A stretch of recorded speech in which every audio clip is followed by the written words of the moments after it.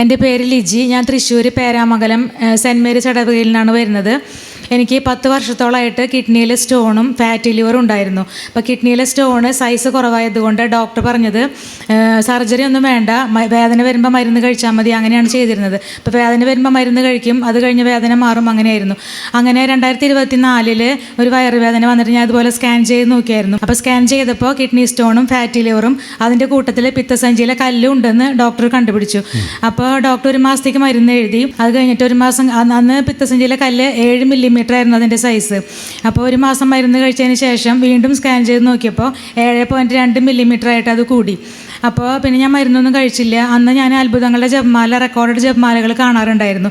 അപ്പോൾ അതിലിങ്ങനെ അച്ഛൻ വിളിച്ച് പറയാറുണ്ട്, ഒന്നിലധികം പ്രാവശ്യം ഞാൻ കേട്ടിട്ടുണ്ട്, പിത്തസഞ്ചിയിലെ കല്ലുള്ള ഒരു വ്യക്തിക്ക് കർത്താവ് സൗഖ്യം തരുന്നു.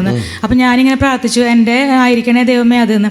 അപ്പോൾ അങ്ങനെ ഞാൻ നിയോഗം വെച്ച് പ്രാർത്ഥിച്ചു. അങ്ങനെ എൻ്റെ പിത്തസഞ്ചിയിലെ കല്ല് സൗഖ്യം കിട്ടുകയാണെങ്കിൽ ഞാൻ ഇവിടെ വന്ന് സാക്ഷ്യം പറയാമെന്ന് ഞാൻ നിയോഗം വെച്ചിരുന്നു. അപ്പോൾ ഈ 2 വർഷത്തിന് ശേഷം ഇപ്പോഴെനിക്ക് വീണ്ടും ഒരു വേദന വരുന്ന പോലെ തോന്നി. അപ്പോൾ ഞാൻ കഴിഞ്ഞ മാസം സ്കാൻ ചെയ്ത് നോക്കിയായിരുന്നു.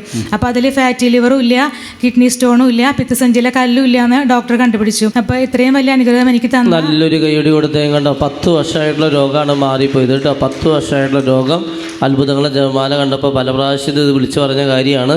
പിന്നീട് സ്കാൻ ചെയ്തപ്പോൾ അതില്ല കേട്ടോ. Praise the Lord.